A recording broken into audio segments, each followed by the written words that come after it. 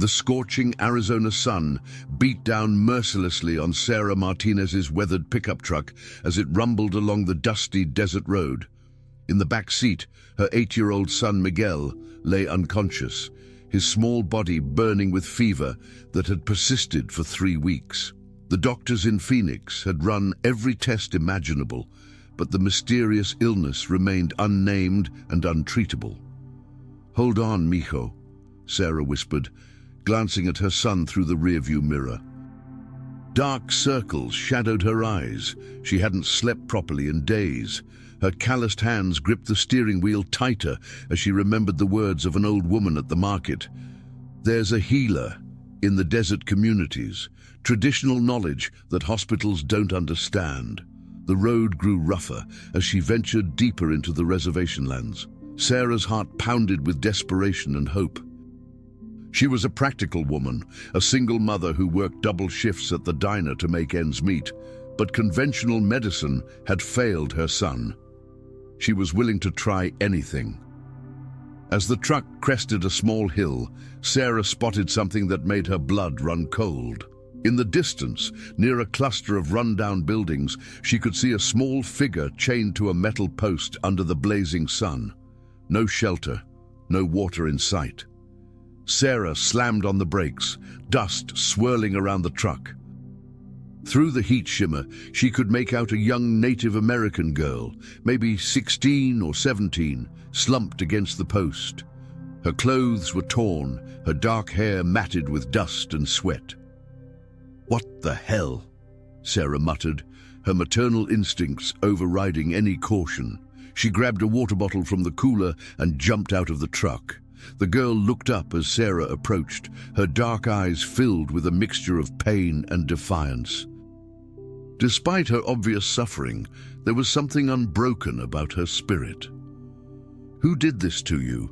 Sarah asked, kneeling beside the girl and offering her water. The girl drank greedily before answering in accented English. "The Morrison family. They say I'm trouble, that I practice devil's work." She gestured weakly toward the buildings.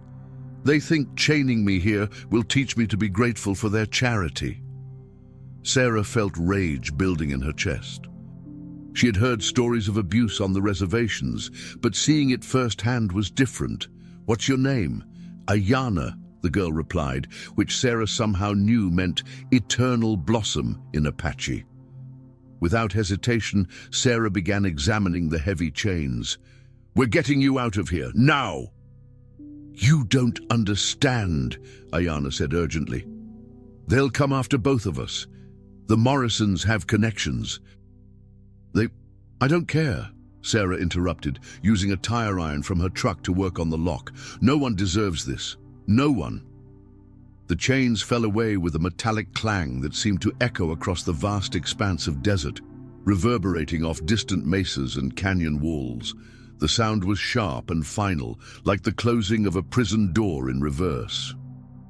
Ayana rubbed her raw, chafed wrists where the metal had bitten into her skin day after day, leaving angry red marks that told the story of her captivity.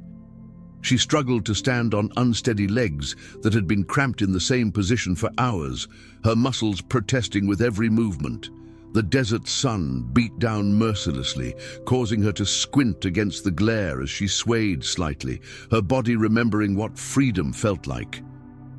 Sarah caught her arm with gentle firmness, her weathered hands surprisingly soft as she supported Ayana's weight. The older woman's touch was careful, respectful, so different from the rough handling she had endured at the Morrison property. "My truck is right here," Sarah said, her voice carrying both urgency and compassion.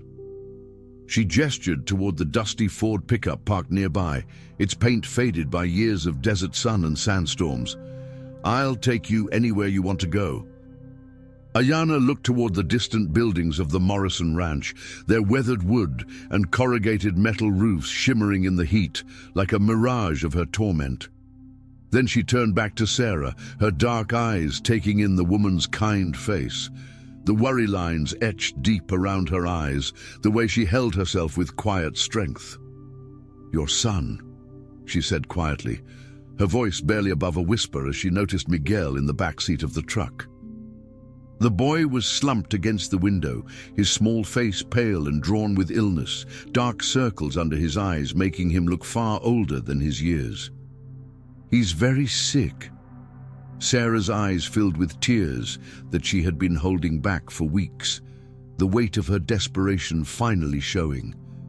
Her voice cracked as she spoke. "The doctors can't figure out what's wrong. They've run every test, tried every treatment they know.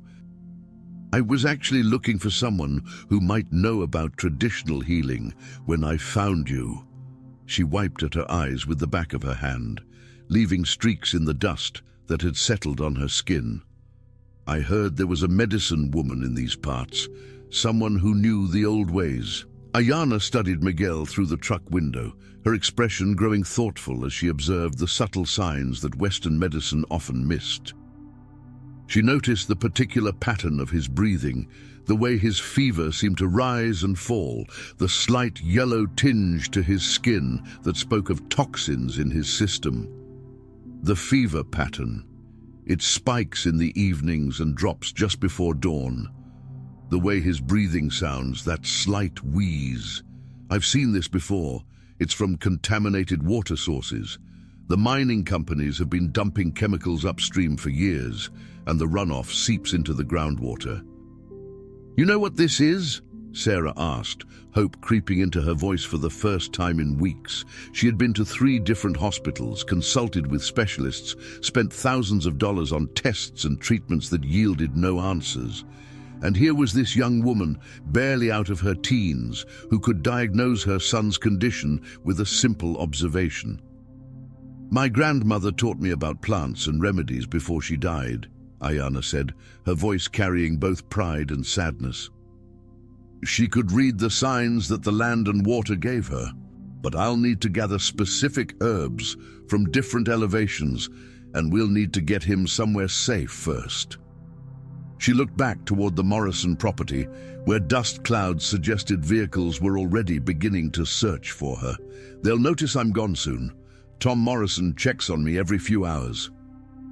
Sarah made a decision that would change everything, her protective instincts overriding her natural caution. "Then we leave." Right now, she helped Ayana into the passenger seat, her movements quick but careful, and started the engine with a roar that seemed to announce their rebellion against the injustice they were fleeing. As they drove away, the truck bouncing over the rough desert road, Ayana began to open up. The words came slowly at first, like water from a long, dry well, but gradually flowed more freely as she felt the safety of distance from her captors. She explained how she had been orphaned at 14 when her grandmother died, the last of her family line. With no other relatives, she had been placed with the Morrison family through a social services program that was supposed to provide her with guardians and a stable home. "They seemed nice enough at first," Ayana said, her voice growing bitter with memory. "But they were only interested in the monthly checks from the state and the fact that I could work for free. They treated me like unpaid labor from the very beginning, making me cook, clean, tend to their cattle, and work in their fields from dawn to dusk. When I tried to maintain my cultural traditions and the knowledge my grandmother had passed down to me, they became increasingly hostile." Sarah glanced at her through the rearview mirror, her heart breaking for this young woman who had endured so much. What kind of traditions? Simple things, really.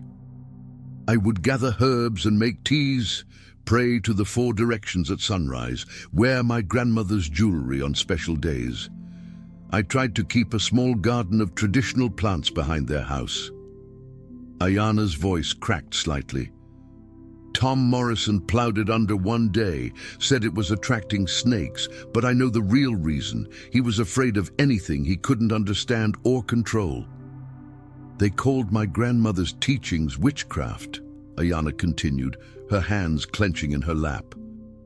"But these plants, these remedies, they've been helping people for generations. My grandmother treated everyone who came to her, regardless of their background or ability to pay.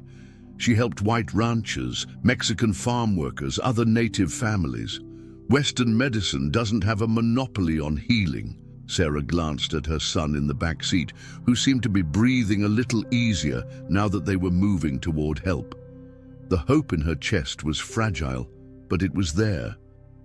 "Tell me what you need." For the next 2 hours, they stopped at various locations across the desert landscape. Ayana showed Sarah how to identify different plants. Desert sage with its silvery leaves and distinctive aroma. Chaparral with its waxy coating that helped it survive in the harsh environment, and other herbs that grew in the unforgiving terrain. Her knowledge was encyclopedic, learned through years of walking these lands with her grandmother, memorizing not just the plants themselves, but their locations, their seasons, their interactions with other flora. The key is understanding how these plants work together, Ayana explained, as they prepared a cooling tea for Miguel at their third stop. She worked with practiced efficiency, her movements graceful and precise as she crushed leaves and measured proportions. Modern medicine tries to isolate single compounds, extract them, and concentrate them. But traditional healing understands that nature works in harmony. These plants have been growing together for thousands of years, evolving together, supporting each other. When you use them together, they're more powerful than any single component. As the sun began to set, painting the desert in shades of gold and crimson, they found shelter in an abandoned gas station. The building was weathered but solid, its windows intact and its roof still sound. Sarah watched anxiously as Ayana prepared the herbal treatment, her movements careful and precise, like a skilled chef preparing a crucial meal. The young woman's hands moved with confidence born of deep knowledge, measuring, mixing, testing the temperature of the water with her wrist. "How do you know all this?" Sarah asked, fascination overriding her worry for the first time in weeks. "My grandmother was a medicine woman," Ayana said, her voice growing soft with memory. "She taught me that healing isn't just about plants. It's about understanding the whole person, their environment, their spirit. You have to consider where they've been, what they've eaten, how they've been treated, what their body is trying to tell you." Ayana's voice grew sad as she continued. "The Morrison said it was primitive superstition, that I was living in the past. But look at your son. The hospitals couldn't help him, could they? They treated his symptoms, but never addressed the cause." Miguel's fever broke just after midnight. The sudden change so dramatic that Sarah woke instantly from her light sleep. She had been dozing in the passenger seat of the truck, one ear always listening for changes in her son's breathing. Now she found him sitting up in the back seat, his eyes clear and focused for the first time in days, asking for water in a voice that was weak, but unmistakably his own.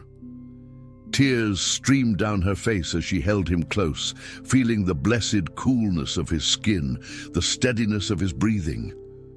"The herbs worked," she whispered to Ayana, who was keeping watch by the window, her silhouette alert against the star-filled sky. "This is just the beginning," Ayana replied, her voice carrying both satisfaction and caution. "The toxins in his system will take time to clear completely. His body has been fighting this for weeks, and it needs time to rebuild its strength. But he's strong, and his spirit is determined. He'll recover fully." Over the next 3 days, they stayed in the abandoned station while Miguel regained his strength. Sarah learned more about traditional healing than she had ever imagined possible. Ayana shared stories of her grandmother, who had treated people from all backgrounds, never turning anyone away, regardless of their race, their ability to pay, or their skepticism about traditional methods. "Healing should be about helping people, not about profit or politics," Ayana said, as she prepared another dose of medicine for Miguel, carefully adjusting the proportions as his condition improved. "But people are afraid of what they don't understand." They want healing to come in a pill, with a label, from a doctor in a white coat. They don't want to believe that an old native woman living in the desert might know something they don't.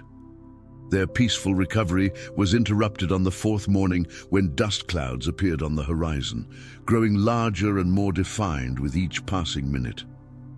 Sarah grabbed her binoculars from the glove compartment and cursed under her breath as she focused on the approaching vehicles. 3 trucks. They found us.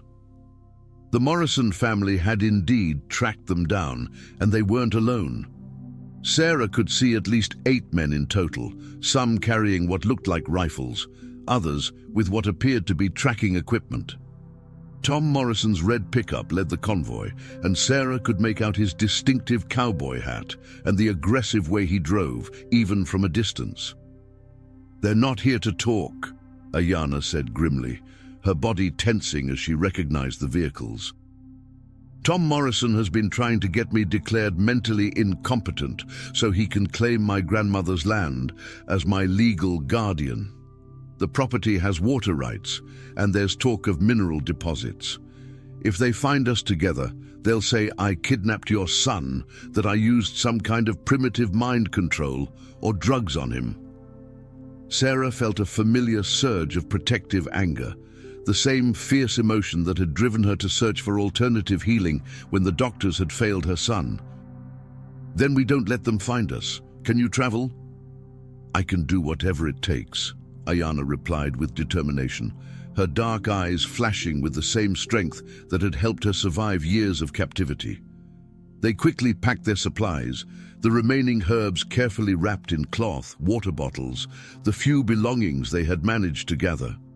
Miguel, though still weak, was alert and determined to help. He moved slowly but steadily, his recovery giving him strength of purpose. They headed deeper into the desert, using Ayanna's intimate knowledge of the terrain to stay ahead of their pursuers. She led them through hidden arroyos, across rocky outcroppings that wouldn't hold tire tracks, and along paths that only someone who had walked this land for years would know existed. "Why are you helping us?" Ayanna asked as they took shelter in a rocky outcrop, the red sandstone formations providing both protection and camouflage. She was genuinely puzzled by Sarah's loyalty, having experienced so little kindness from adults in her life. Sarah looked at her son, who was resting against a boulder, but whose eyes were bright and alert, then back at the young woman who had saved his life. "Because it's the right thing to do, and because you saved my son when no one else could. The doctors, with all their equipment and degrees, couldn't help him, but you did. With plants and knowledge that goes back generations. But your life will be easier if you just hand me over to them," Ayanna said, her voice carrying the weight of someone who had been betrayed before. "They'll probably leave you alone if you tell them I forced you to help me." "Easier isn't always better," Sarah said firmly, her voice carrying the conviction of someone who had discovered something worth fighting for. "My son is alive because of your knowledge and courage. I won't let them destroy that. I won't let them silence what your grandmother taught you." As night fell, a heavy stillness settled over the desert, broken only by the distant hum of engines and the rhythmic sweep of headlights cutting across the dunes like silent sentinels. The lights of their pursuers danced on the horizon, relentless, methodical, and closing in. Sarah crouched beside a weathered outcrop, her breath shallow, her eyes tracking the search patterns with growing unease. It wasn't enough to stay hidden anymore. The people chasing them had resources, coordination, and an unyielding intent to erase what they had discovered. Sarah felt it deep in her bones. They were fighting something far larger than themselves, something ancient and insidious. She turned to the others and spoke in a low, urgent voice. "We can't keep running. We need more than shadows and silence.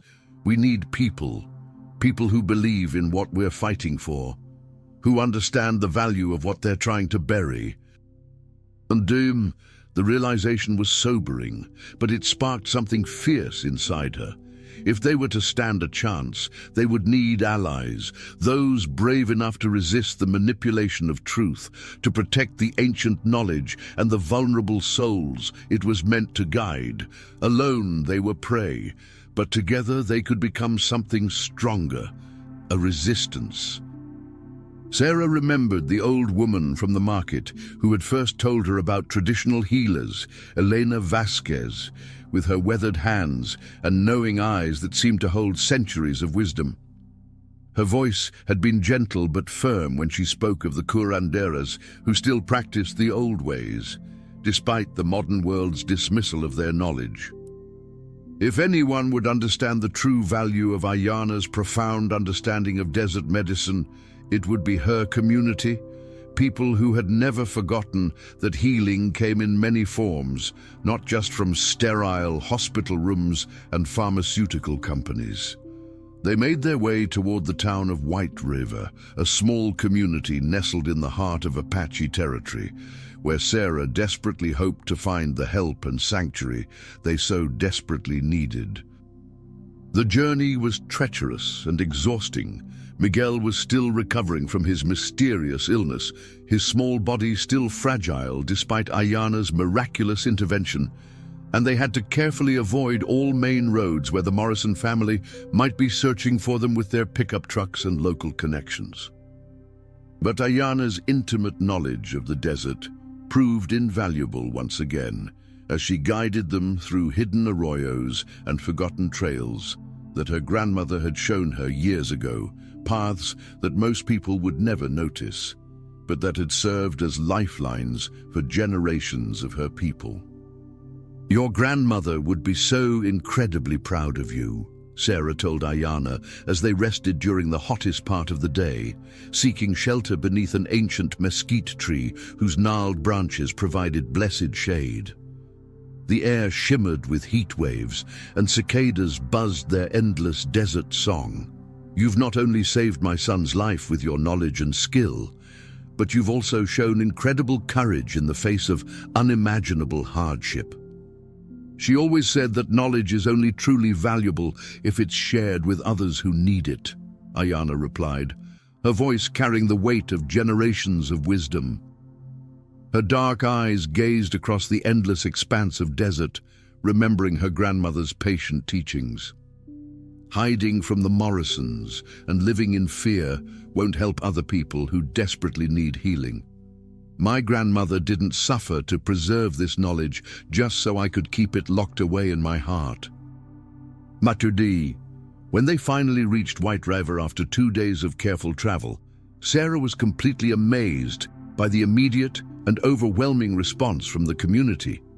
The old woman from the market, whose full name was Elena Vasquez, and who turned out to be a respected elder and informal leader in the community, immediately organized everyone to help the exhausted travelers. Word spread quickly through the tight-knit community about what had happened to them, the abuse, the imprisonment, the miraculous healing, and the dangerous pursuit. And people came forward with their own disturbing stories of the Morrison family's systematic abuse and exploitation of Native American workers and traditional healers. "This terrible situation has been going on for years," Elena explained to Sarah as they sat in her modest but welcoming kitchen, sharing strong coffee and fresh tortillas. Her lined face was etched with years of worry and frustration. But nobody had any concrete proof of their crimes, and the authorities wouldn't listen to us. They dismissed our concerns as superstition and tribal complaints. The Morrisons have money and connections. We just have our word and our stories, Doctor. Patricia Redhawk, a highly respected Native American physician who worked at the local clinic and who had earned her medical degree from Johns Hopkins before returning to serve her community, carefully examined Miguel and was genuinely impressed by his remarkable recovery. She documented every aspect of his condition, taking detailed notes and photographs. The herbal treatment was not just effective, it was remarkably sophisticated, she told Sarah, with obvious admiration in her professional voice. Ayana's deep knowledge of traditional medicine could help countless people if given the proper chance and respect. This isn't primitive superstition. This is advanced botanical medicine that mainstream medicine is only beginning to understand. Together, they developed a comprehensive plan that would protect Ayana while honoring her gifts. Doctor. Red Hawk would meticulously document Ayana's extensive traditional knowledge, creating a vital bridge between conventional Western medicine and time-tested traditional healing practices. Elena would help them contact Marcus Running Bear, a brilliant lawyer who specialized in complex cases involving Native American rights and had successfully fought similar battles against exploitation and abuse. The plan was ambitious but necessary. They would not only seek justice for Ayana's suffering, but also work to establish legal protections for traditional healers and their invaluable knowledge. When the Morrison family finally tracked them to White River 3 days later, their pickup trucks roaring into the dusty town square like an invading army, they found not just 3 desperate fugitives, but an entire community of determined people ready to stand up for what was right. The town square filled with residents, young and old, men and women, all united in their resolve to protect Ayana and challenge the injustice they had witnessed for too long. "You're harboring a dangerous individual," Tom Morrison declared with his usual arrogance as he faced the crowd that had gathered in the town square, his face red with anger and frustration. Behind him stood his sons and several hired men, all trying to look intimidating. "This girl is unstable and has been spreading lies about our family. We're just trying to help her. The only dangerous thing here is your profound ignorance and your systematic abuse of vulnerable people," Dr. Red Hawk replied calmly, her medical training allowing her to maintain composure even in the face of confrontation. "This young woman has extraordinary knowledge that could help heal people, and you've been systematically abusing her, imprisoning her, and stealing her gifts." "That ends today." Sarah stepped forward with newfound courage, holding Miguel's small hand tightly in hers. Her voice was strong and clear as she addressed the crowd. "My son was dying. The hospitals couldn't help him. They had run out of options and sent us home to wait for the inevitable. Ayana saved his life with her knowledge, her skill, and her compassion. If that's dangerous, then I'm proud to be dangerous too. If protecting traditional healing is a crime, then I'm proud to be a criminal." One by one, other community members came forward with their own powerful testimonies. Stories of healing that had been dismissed by mainstream medicine, of ancient wisdom passed down through generations, despite attempts to destroy it, of the immeasurable value of traditional knowledge that had been preserved against all odds. An elderly man spoke of how his diabetes had been managed with traditional herbs when he couldn't afford insulin. A young mother described how her daughter's chronic illness had been healed through traditional ceremonies and plant medicine. Each story added to the growing chorus of voices demanding justice and recognition. Tom Morrison and his supporters found themselves completely outnumbered and outmaneuvered, their bluster and intimidation tactics useless against the united community. When the authorities finally arrived, called by Elena's phone call to Marcus Running Bear, who had immediately contacted the FBI, it was the Morrisons who were arrested for abuse, false imprisonment, human trafficking, and exploitation of Native American cultural resources. 6 months later, Sarah stood in the carefully tended garden behind Dr. Red Hawk's expanded clinic, watching Ayana teach a diverse group of young people about medicinal plants. The integration of traditional and modern healing methods had drawn attention from medical schools and researchers across the country, leading to groundbreaking research partnerships and a new understanding of botanical medicine. The small clinic had become a model for culturally sensitive healthcare that honored both traditional wisdom and modern medical advances. Miguel, now completely recovered and stronger than ever, was helping to plant a new herb garden that would supply the clinic with fresh medicinal plants. "Mom," he said, his young face serious with newfound understanding, "Ayana says that healing isn't just about medicine and treatments. It's about people taking care of each other and sharing what they know." Sarah smiled, remembering the chains in the desert and the incredible journey that had brought them all together. "That's absolutely right, mijo. And sometimes the best healing comes from the most unexpected places and the most unexpected people." Ayana looked up from her teaching and caught Sarah's eye across the garden. The young woman who had been chained and forgotten was now a bridge between worlds, sharing her precious knowledge and helping others to heal. The physical scars on her wrists had faded to thin white lines, but the strength in her spirit had only grown stronger with each person she helped. "Thank you," Ayana mouthed silently, her eyes bright with tears of gratitude. Sarah nodded, understanding that sometimes the greatest healing comes not from saving someone else, but from discovering what you're truly capable of when you choose to act with courage and compassion, even when the odds seem impossible. The desert sun set behind them, painting the sky in brilliant shades of hope and possibility. In the distance, thunder clouds gathered, promising the rain that would help their garden grow and flourish.